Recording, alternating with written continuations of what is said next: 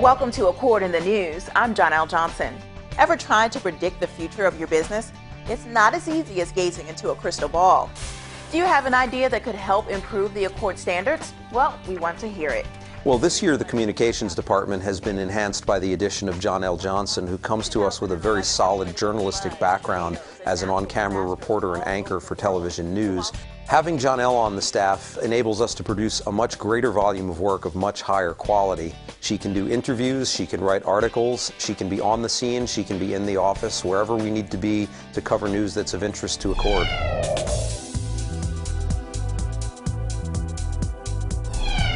The newsletter is continuing to grow beyond simply providing useful information about Accord into a hub of valuable information about the industry. We've got contributions from non-staff Accord writers and bloggers, and of course we include video links in the newsletter now.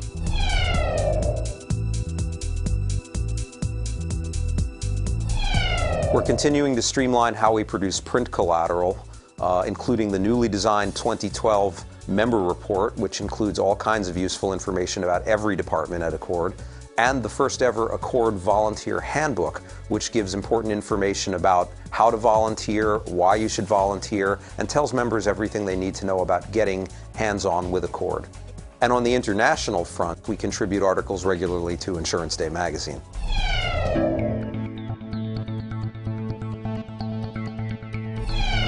We're continuing to refine and improve the website, both the navigation on the front end and the infrastructure on the back end. You'll see a lot of big changes coming in the coming year. Another new item you can find on our website is the Accord Products and Services Catalog. This is the first time that everything that Accord offers is available in one easy-to-download, easy-to-read format. Accord's social media presence has grown incredibly in the last year. We now have more than 1,000 Twitter followers. We have a Facebook page which is very active, and of course we have corresponding pages for all of our events. The LinkedIn group that we launched to promote the Accord Implementation Forum is now closing in on 800 members.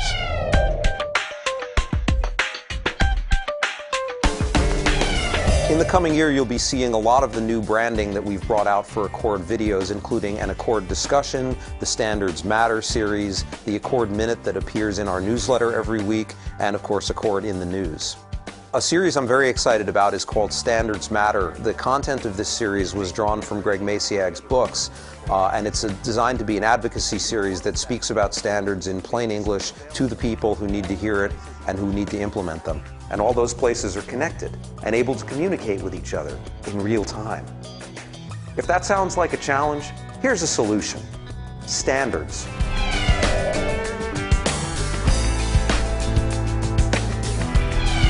All of our videos are linkable, shareable, and embeddable on any websites you like, and we've changed the way they're formatted so that they're now viewable on iPhones and iPads and other popular mobile devices. We've also launched a YouTube channel so that people in the world outside of Accord and the insurance industry can find out about us and spread the word.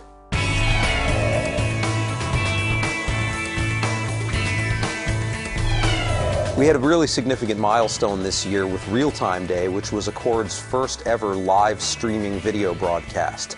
Good morning, I'm Dave Willis with the Real-Time Download campaign. Knowing that we have the capability to do this successfully on a regular basis will allow us to expand so many of our programs. We can create webinars, appointment-based viewing for members, conference videos, all live and in real time.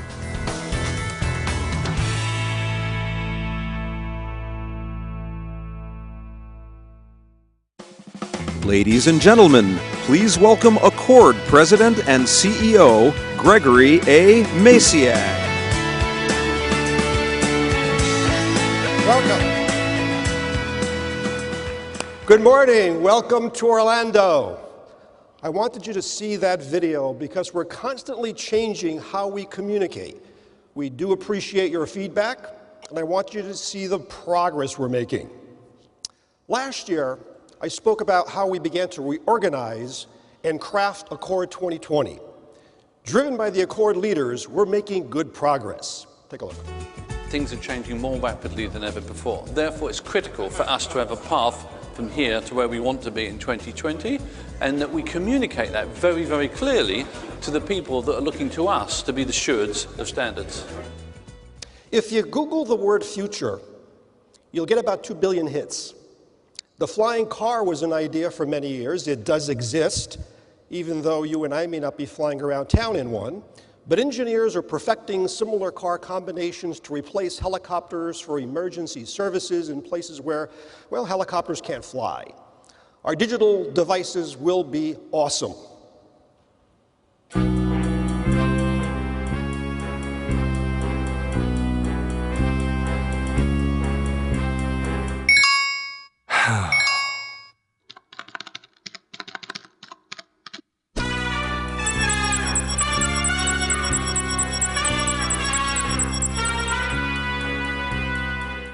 I do a whole series like that. I like that shot. MP3 players are becoming fashion accessories. Kitchens and bathrooms are becoming more diagnostic. Product labels are becoming smarter. Electricity is going wireless. And machines are constantly talking to each other on the grid. Digital devices are really small computers. Couple them with cloud computing, peripheral devices, and you get software and information anytime and anywhere. And that's made possible by standards, including Accord standards. All of this will lead to new insurance products and services.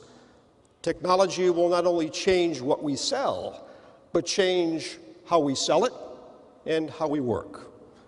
Today, we can see the future. We can see the progress. The headlights shine further down the road. And at this forum, it's like turning on the high beams. For example, knowing how you will exchange information tomorrow, even with firms you don't do business with today, or even with systems that don't exist today, has enormous value. It allows you to anticipate and to plan. But there is no single path to becoming industry standards compliant. While we share a common vision, we don't all begin from the same place. Considering all the lines of business and the systems in place, decisions, choices, and even the sense of urgency can be different. In fact, they are different.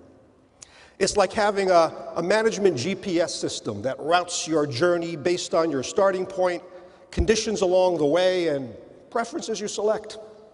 You want to arrive safely and as fast as you can. Speed, I think, is going to be, first it'll be a very differentiating thing for different carriers and firms who can get there faster. But at the end of the day, across the industry, we need to really just speed up the whole process of people getting insured. So what are we talking about today as we unfold Accord 2020 vision? What are we doing at Accord? We're not only improving the standards process, we plan to reinvent that process. It's an entirely new model-based standards development program. These are all the software tools that we use to manufacture standards at Accord. The architecture and enterprise models we now have in place make this possible. We couldn't have done this before. It's really important, and it may even redefine standard setting as we know it across industries. We also can change how we communicate with our members because members have less time for working groups, and members have less patience for long and tedious projects. I see over the next couple of years an increased focus and target and specialism around segments, and I see therefore a significant increase in level of data, amount of data, and quality of data being moved through the chain. If you and I work together on data sets, it's very important that you know what I'm going to send it and that you can read it without having to spend mass amounts of money on translating internal IT feeds and systems. Our members are working on plug-and-play standards. We've held successful jamborees in the past, looking at the possibilities, and they're making great progress. Our future will include tools to manage versions, to create messages, to assemble components that plug into systems. New testing and certification tools are also on the horizon. Accord 2020 is going to set a vision. That vision could show how Accord standards could work in this industry, how we can streamline the processes, and then build strategy to get from current state to that envisioned state. It's going to broaden to the fact that now we can look at Accord and Accord assets and how we actually process that work internal to the companies. Accord Framework is instrumental in that end. And we're expanding our relationships with regulatory communities and industry organizations around the world. Take a look. I think probably the perspective I would offer is from the regulatory perspective. Increasingly with the supervisory changes that are coming into place, not only here in the U.S. but around the world, the development of global standards from a supervisory perspective is being driven by the need for data and information. I don't think the use of standards is going to diminish at all, and I see Accord being in a position where it'll continue to be in a leadership role and continuing to create value for our members.